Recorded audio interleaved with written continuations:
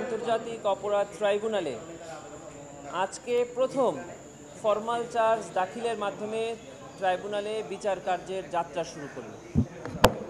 ২৪-এর গণঅভ্যুত্থান চলাকালে চাংখারপুলে সংগঠিত মানবতাবিরোধী অপরাধের অভিযোগে ট্রাইব্যুনালের তদন্ত সংস্থায় পক্ষ থেকে চিফ প্রসিকিউটর বরাবর যে তদন্ত প্রতিবেদন দাখিল করা হয়েছিল সেই তদন্ত প্রতিবেদন এবং বিভিন্ন ডকুমেন্ট পর্যালোচনা করে বিজ্ঞ চিফ প্রসিকিউটর আজকে ট্রাইব্যুনালে ফরমাল চার্জ দাখিল করেছেন।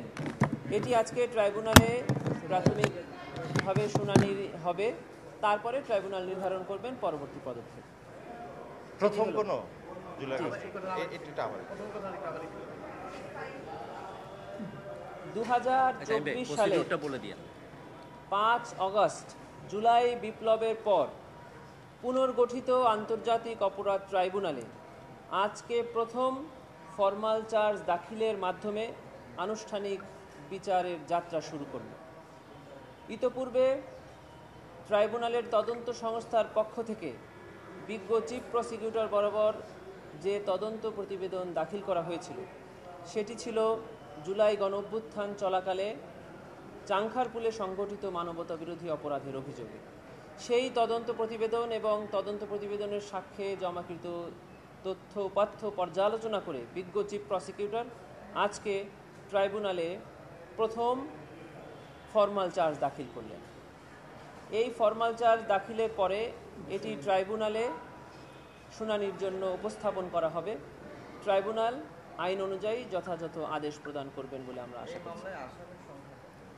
এই মামলায় আসামি সাবেক ডিএমপি কমিশনার হাবিবুর রহমান সহ 8 জন এবং এই মামলায় ভিকটিম শহীদ আনাস সহ মোট 6 জন।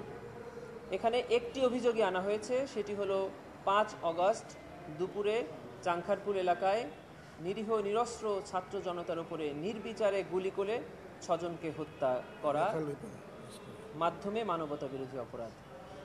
আমাদের এই আইন অনুযায়ী এই ফরমাল চার্জটি ট্রাইব্যুনালের কাছে যদি স্যাটিসফ্যাক্টরি মনে হয় তাহলে ওনারা এটিকে আমলে গ্রহণ করবেন এবং যে সকল আসামিরা উপস্থিত আছেন তাদেরকে একটি করে এই কপি প্রদান করার জন্য বলে দিবেন। আর যারা উপস্থিত নাই তারা যে ইচ্ছাকৃতভাবে পলাতক আছে এটি যদি ট্রাইব্যুনালের কাছে প্রতীয়মান হয় এবং সে মর্মে রিপোর্ট আসে তবে তাদের জন্য প্রত্যেকের জন্য স্টেট ডিফেন্স কাউন্সিল মানে রাষ্ট্র নিয়োজিত আইনজীবী প্রদান করা হবে।